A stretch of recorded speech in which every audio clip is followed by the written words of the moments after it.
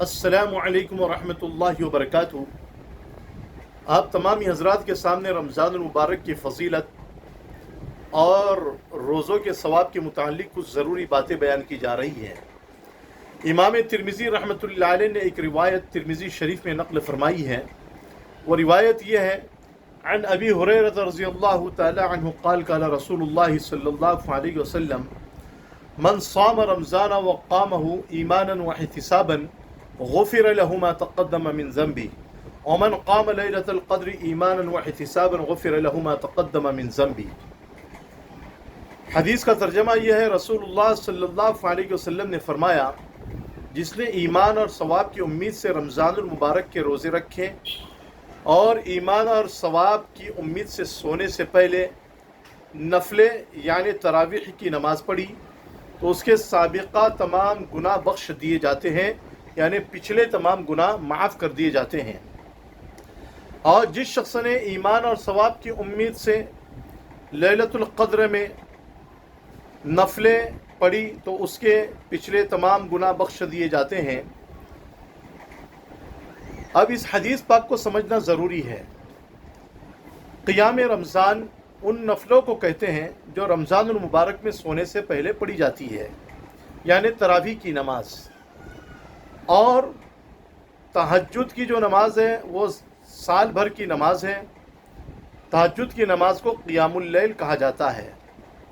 تو قیام رمضان اور قیام اللیل میں فرق ہے۔ قیام رمضان اس نماز کو کہا جاتا ہے جس کو ہم تراویح کہتے ہیں۔ تو یہ مستقل رمضان المبارک کی ایک سنت ہے جس کو سنت مؤکدہ کہا جاتا ہے۔ علماء کرام نے، فقہاء کرام نے اس کی تشریح فرمائی ہے۔ اور تہجد کی نماز، جس کی دلیل بخاری شریف میں بھی ہے کہ حضرت عائشہ رضی اللہ تعالی عنہ سے کسی شخص نے پوچھا کہ نبی کریم صلی اللہ علیہ وسلم کی راتوں کی نماز کیسے ہوتی تھی، تو حضرت عائشہ صدیقہ رضی اللہ تعالی عنہا نے بیان فرمایا کہ نبی کریم صلی اللہ علیہ وسلم رمضان المبارک میں اور غیر رمضان المبارک میں 11 رکعتیں پڑھا کرتے تھے۔ پہلے 4 رکعتیں پڑھتے تھے بڑی خوبی کے ساتھ میں اور اچھائی کے ساتھ میں، جس کے الفاظ ہے فَلَا تَسْأَلْ عَنْ حُسْنِهِنَّ وَطُولِهِنَّ، یعنی وہ نماز لمبی لمبی ہوا کرتی تھی اور خوبیوں والی نماز ہوا کرتی تھی، جس کا قیام بھی بڑا اچھا ہوتا تھا، قومہ بھی اچھا ہوتا تھا اور سجود اور رکوع بھی اچھے ہوتے تھے۔ پھر اس کے بعد میں فرمایا حضرت عائشہ رضی اللہ تعالی عنہ نے کہ پھر حضور صلی اللہ علیہ وسلم 4 رکعت اور اسی طریقے سے پڑھتے تھے۔ اب یہ 8 رکعت ہو گئی۔ اب نبی کریم صلی اللہ علیہ وسلم ان 8 رکعتوں کے بعد میں کچھ دیر سو جایا کرتے تھے، پھر جاگ کر کے 3 رکعت وتر کی نماز پڑھا کرتے تھے۔ تو تہجد کی نماز سال بھر کی نماز ہوتی ہے۔ اس حدیث سے صاف یہ بات واضح ہوتی ہے۔ تو یہ سمجھنا ضروری ہے کہ بھائی تراویح کی نماز الگ نماز ہے اور تہجد کی نماز یہ الگ نماز ہے۔ تراویح کی نماز صرف رمضان المبارک میں پڑھی جاتی ہے، غیر رمضان المبارک میں نہیں پڑھی جاتی ہے۔ اور تہجد کی نماز پورے سال بھر کی راتوں میں پڑھی جاتی ہے۔ اور دوسری اہم بات یہ ہے سمجھنے کے لائق ہے کہ تہجد کی نماز کی مشروعیت یہ مکۃ المکرمہ میں ہوئی ہے، جیسا کہ اللہ رب العزت نے سورۃ المزمل کو مکۃ المکرمہ میں نازل فرمایا۔ اس میں شروع میں اللہ نے بیان فرمایا، یا ایھا المزمل قم اللیل الا قلیلا، اے چادر میں لپٹنے والے کھڑے ہو جاؤ، یعنی رات میں نفلیں پڑھو۔ تو اس سے یہ بات صاف واضح ہوتی ہے کہ تہجد کی جو مشروعیت ہے، تہجد کا جو حکم ہے، اللہ کے رسول صلی اللہ علیہ وسلم کو اللہ رب العزت نے مکۃ المکرمہ میں دیا ہے۔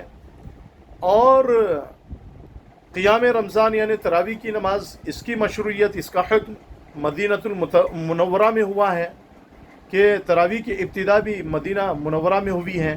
تو اس سے بھی صاف یہ بات معلوم ہوتی ہے کہ تراویح کی نماز الگ نماز ہے، تہجد کی نماز الگ نماز ہے۔ جو لوگ یہ کہتے ہیں کہ بھائی دونوں نمازیں ایک ہی ہیں، تو ان کا کہنا جو ہے نا بالکل غلط ہے۔ اس لیے लोगों को ये चाहिए कि वो रमज़ानुल मुबारक में तरावी की नमाज अलग पढ़े और तहज्जुद की नमाज भी जो है ना अलग पढ़े। अब हज़रत अबू हुरैरा रज़ियल्लाहु ताला अन्हु की जो रिवायत है उसमें ये बयान फरमाया गया कि रमज़ानुल मुबारक के रोज़े रखने से अल्लाह रब्बुल इज़्ज़त पिछले गुनाहों को माफ़ फरमा देते हैं, और रमज़ानुल मुबारक में तरावी पढ़ने की वजह से अल्लाह रब्बुल इज़्ज़त साबिक़ा यानी पिछले गुनाहों को माफ़ कर देते हैं, और लैलतुल क़द्र में क़ियाम करने की वजह से अल्लाह रब्बुल इज़्ज़त साबिक़ा यानी पिछले गुनाहों को माफ़ फरमा देते हैं। अब यहाँ पर इस बात को गौर से सुनना चाहिए, सुनना ज़रूरी है कि गुनाह के 4 दर्जे होते हैं।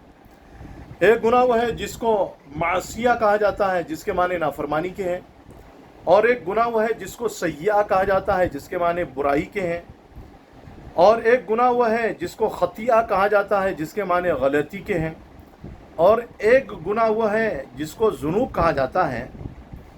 तो ये गुनाह के 4 दर्जे में, पहला मासिया का, दूसरा सय्या का, और तीसरा खतिया का, और चौथा जुनूब का। इनमें से पहले 3 जो है ये तौबा और इस्तिग़फ़ार के ज़रिए से माफ़ होते हैं।